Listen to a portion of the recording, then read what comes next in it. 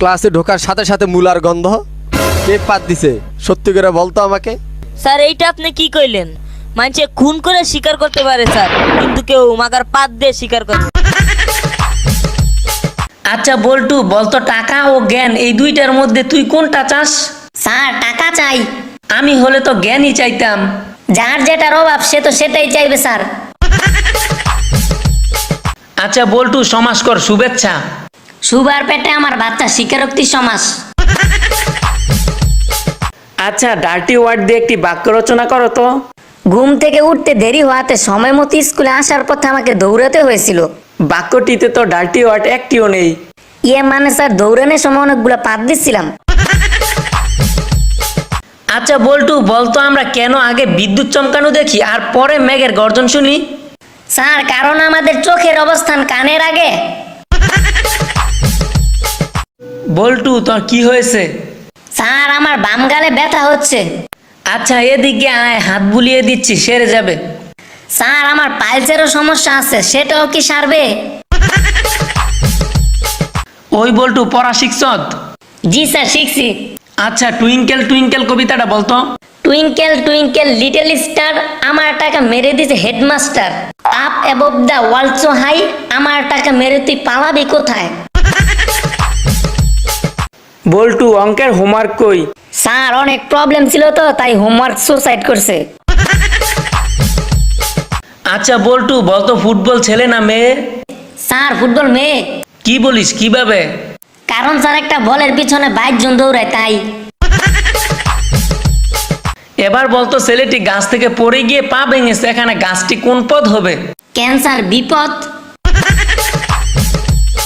চোখ আর ক্যামেরার তো বেশ মিল, পার্থক্যটা কোথায় বলতো দেখি বল্টু? স্যার চোখ হলো বাকিবাজ ছাত্র, পড়াশোনা করলেও বাড়ির কাজ করে না, কিন্তু ক্যামেরা ভালো ছাত্র, নিয়মিত বাড়ির কাজ করে, কিছু পড়লেই কাগজে লিখে ফেলে। ভেতরে গিলু নেই কিন্তু অনেক ডিগ্রি আছে, কার বলতে পারো? স্যার থার্মোমিটারের। আচ্ছা তোমরা কিভাবে পড়ো? স্যার আমি ঘুমিয়ে পড়ি। ঘুমিয়ে পড়স মানে কি বলছো সেসব? স্যার অনেক ভেবে চিন্তে দেখলাম প্রেমে পড়ার চেয়ে ঘুমিয়ে পড়া শরীরের জন্য অনেক উপকার, এতে শরীর ও মন উভয়ই ভালো থাকে। স্যার আপনি তো অনেকক্ষণ প্রশ্ন করলেন, এখন আমার একটা প্রশ্নের উত্তর দিবেন? হ্যাঁ বল, তোর কি প্রশ্ন? স্যার বলেন তো, আমি হই কিন্তু 2 এর ইংরেজি কি হবে? এটা আবার কি হলো? বলেন না স্যার। I am বাট্টু। আচ্ছা বল্টু, বলতো উপসর্গ কাকে বলে? স্যার প্রথমটুকু মনে নাই, শেষেরটুকু বলি। ঠিক আছে তুই তাই বল। তাকেই উপসর্গ বলে। আচ্ছা বল্টু, বলতো মহামানবদের জন্য স্কুলের পড়ালেখা সহজ ছিল কেন? স্যার কারণ তাদের পড়ার মাঝে কোনো ইতিহাস ছিল না। আচ্ছা বল্টু, ইংরেজিতে অনুবাদ করতো মেয়েটি নিচে দাঁড়িয়ে আছে। Sir miss understanding. আচ্ছা বল্টু, বলতো একটা ছাতার নিচে 10 জন দাঁড়িয়ে আছে, কতজন ভিজবে?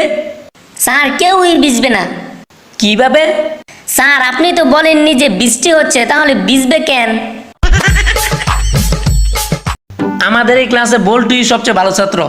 ভালো তো হবই, আমিও পারতাম টিফিনে সব টাকা জমায় আবেগ কিনতে, কিন্তু পারি না কারণ আমার ক্ষুধা লেগে যায়।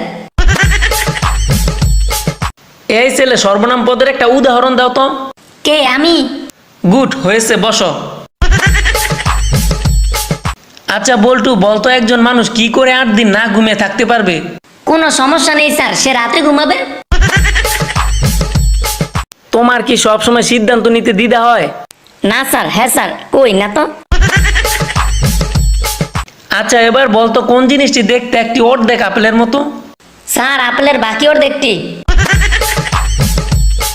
হ্যালো বন্ধুরা, আমাদের ভিডিওটি যদি তোমাদের ভালো লেগে থাকে অবশ্যই লাইক, কমেন্ট এবং শেয়ার করো। আর হ্যাঁ, তোমরা তো জানো আমি বল্টু। আমার নতুন নতুন জোকস ভিডিও পেতে আমাদের চ্যানেলটি সাবস্ক্রাইব করো আর পাশে থাকা বেল আইকনটি চেপে দাও। ধন্যবাদ।